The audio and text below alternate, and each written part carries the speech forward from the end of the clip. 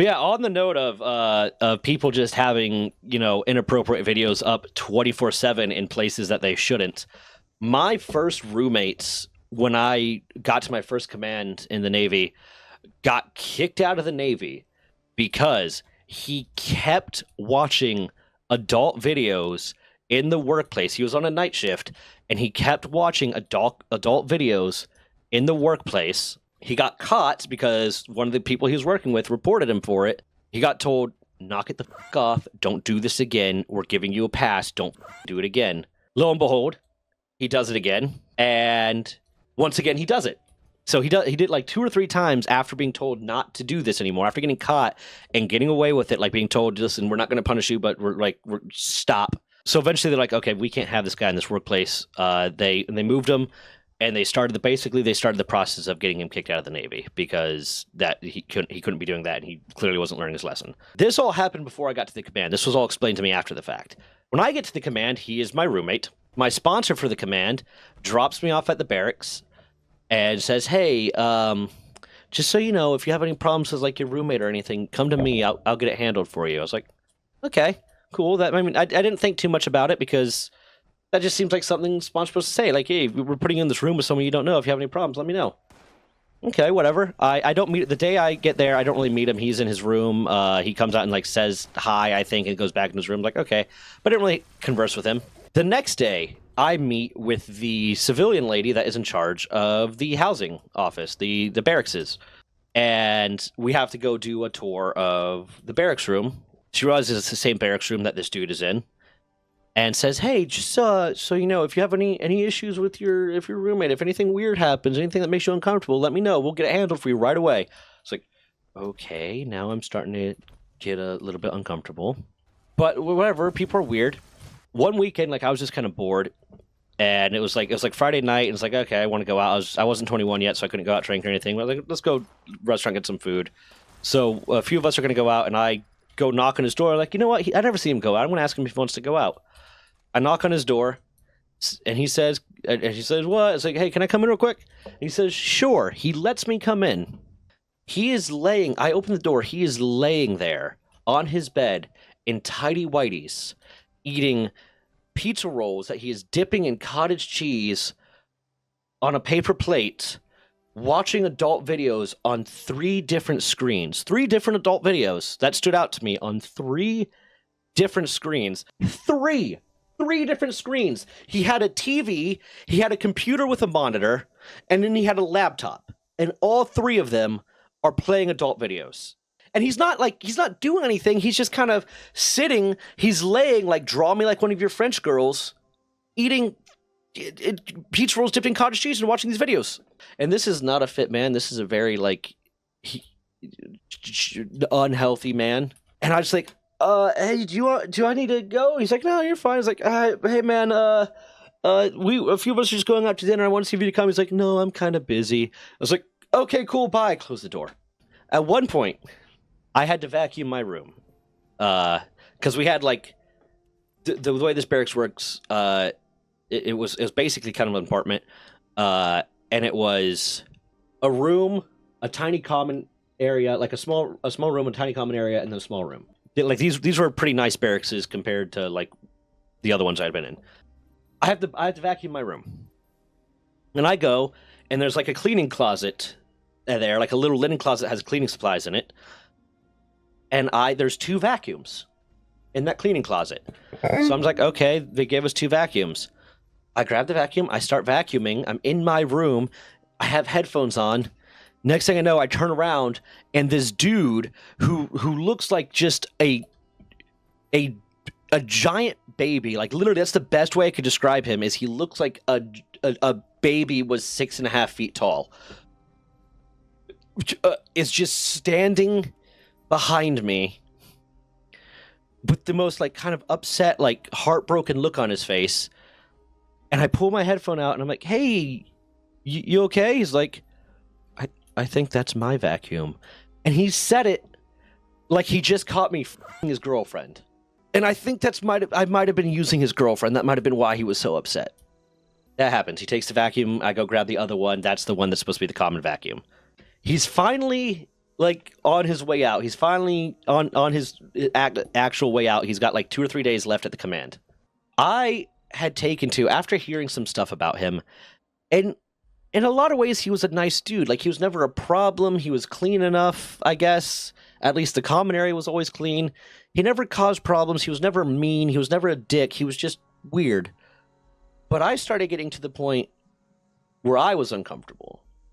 So I developed a habit of, like, our individual rooms could be locked.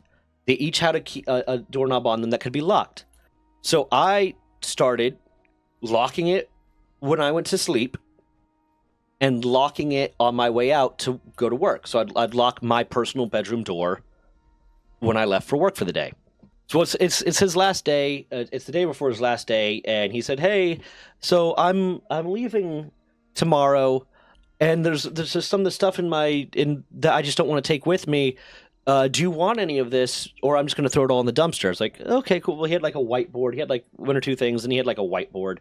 He also had, I saw this. He had several big boxes full of videos of an adult nature.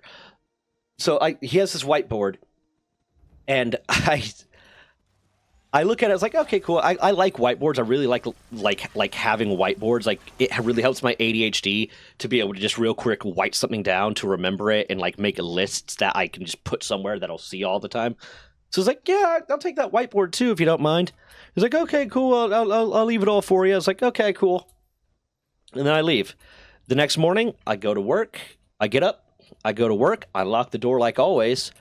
When I come home, he's gone. He's completely gone. His room is completely clean. When I come home, laying on the pillow of my bed is that whiteboard with the words, "Don't you smell nice," written on it. I don't know how he got in my room. I don't know how long he had known how to get into my room. I don't know why he felt that was an okay thing to write. But I was legitimately concerned for a very long time of, what if he made a copy of the key? What if he was gonna go all insano because he was getting kicked out of the military? What is going on? I'm scared. Nothing happened. It was cool. Later, after he left, people started explaining in more detail some of the stuff that, like, he'd been known to do. For instance, apparently he had kidnapped some dumpster cats and had kept them in the barracks room for a while, when you're not supposed to have pets in a barracks room, for a while, and was told he had to get rid of them, and they don't know what he did to get rid of them. He had a separate set of social media accounts under a fake name that he would friend and actively communicate with a bunch of adult film stars, including like he'd comment on their walls, "How are your kids?" and "Oh, what the last video you did was so good. You're really so talented," stuff like that, and just a whole bunch of other stuff that he had done that I started getting told after he had moved out. And the whole time I was thinking, I had said to somebody, I was like, "You guys let me live with this dude for months? What?" It was an interesting introduction to that command, and because my previous roommates when I went through training, in the barracks room, that was the entire barracks room for 3 people, was about the size of this room. They were great. They were fine. I had one guy that I was with for a few weeks that was shitty, but other than that, they were great. And this just started a long line of shitty roommates at that command, and just in general, a lot of shitty roommates. Yeah, but that's that story. that's and again, I just want to say, incredibly nice guy. I don't want to be too much of a dick to him, because he was very, very nice. He was just really weird to a point that made me incredibly uncomfortable. But then, after a while, they put me in a different room with a different dude, and me and this guy also got along very well. And this guy wasn't a total weirdo, but this guy, in his own way, was worse, because, well, he wasn't weird, and we got along, and we'd hang out sometimes, and do. He was such a slob, and I didn't notice how bad it was. I didn't notice how bad it was because I was very much a clean-as-you-go type of person. I was in the kitchen a lot. I was bodybuilder.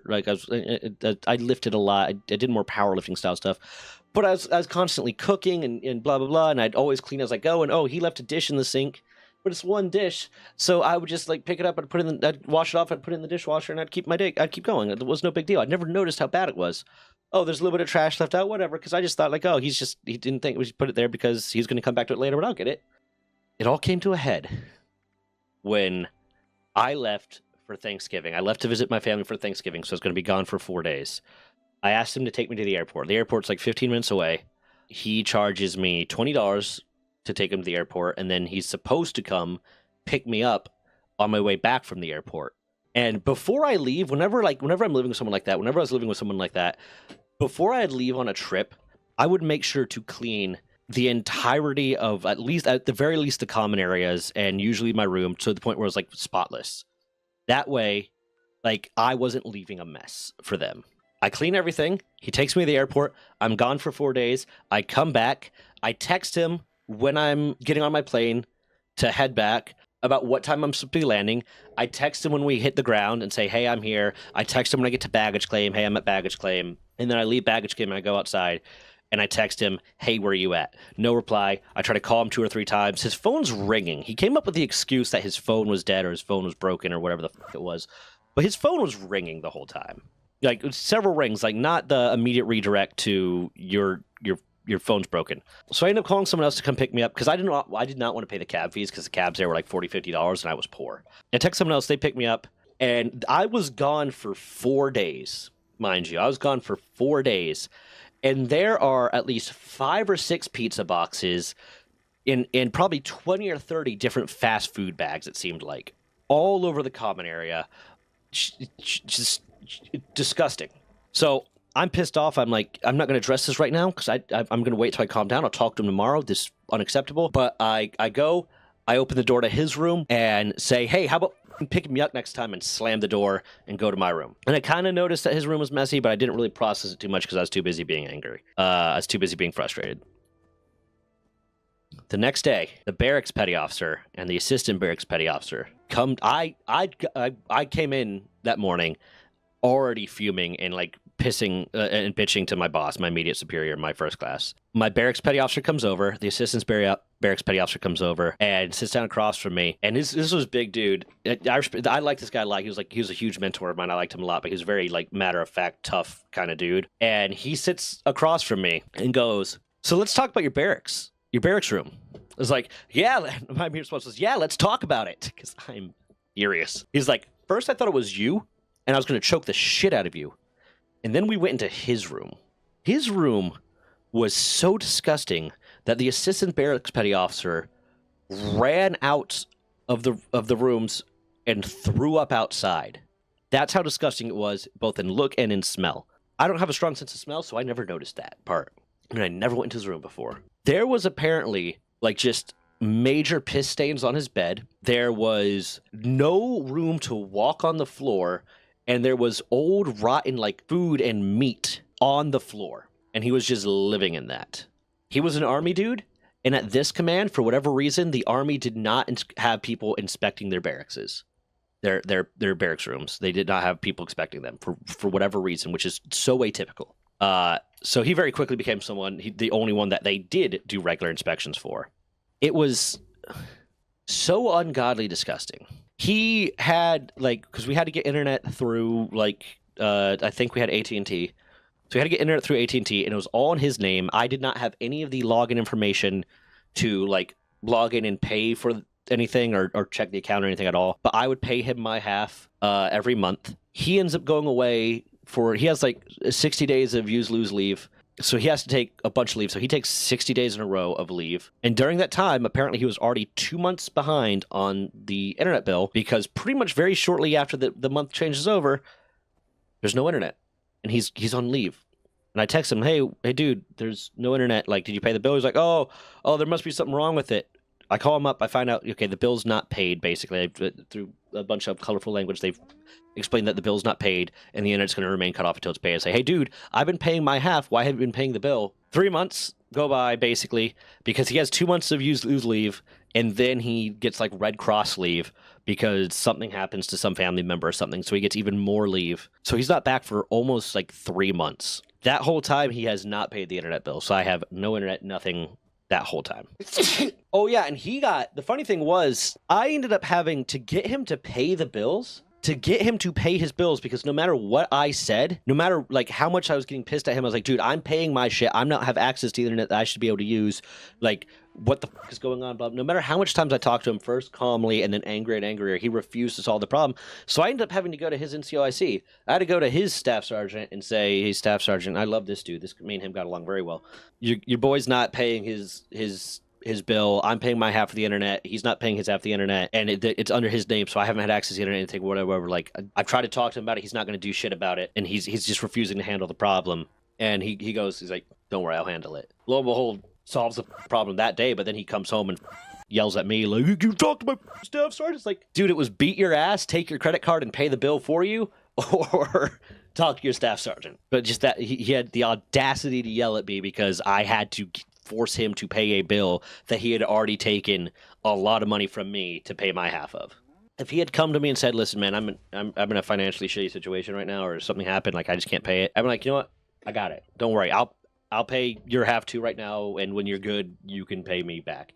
There's really no excuse a lot of the times to be that financially burdened when you're in the military, but also life happens and shit happens and people make mistakes, and it's hard to recover from that, so I get it. The fact that he just ignored me half the time and then refused to pay it, I'm not gonna play nice anymore. I'm not gonna like keep catering to you f***ing me over.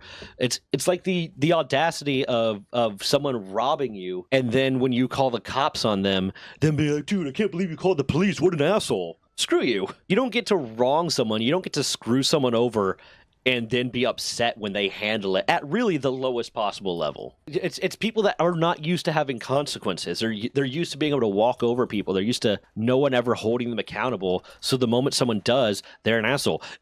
Or they think you're an asshole. It's a narcissistic trait. It's a huge trait of narcissism, of just like not being able to accept the fact that you did something wrong. You did something wrong that hurt someone else, and they reacted accordingly to undo that wrongdoing. It would be a completely separate thing if in that situation if I had never talked to him about it. That would be one thing, and I just went straight to his NCOIC. That would be one thing. It'd be or like if I went to his NCOIC and then I went to the captain, I went to all these other people and I reported him for this and blah blah blah. Or if I sued him, because I could have sued him if I wanted to. We had an agreement. We had a standing agreement that he would have to pay his half of the bill, and he hadn't been paying that bill, so I lost access to the service that I'd been paying for. I could have sued him. Those things would be like, what the man? That? No. You. So I almost prefer the first guy. I kind of prefer the first guy. Aside from the fact that I was worried the first guy was going to me in my sleep, I prefer the first guy.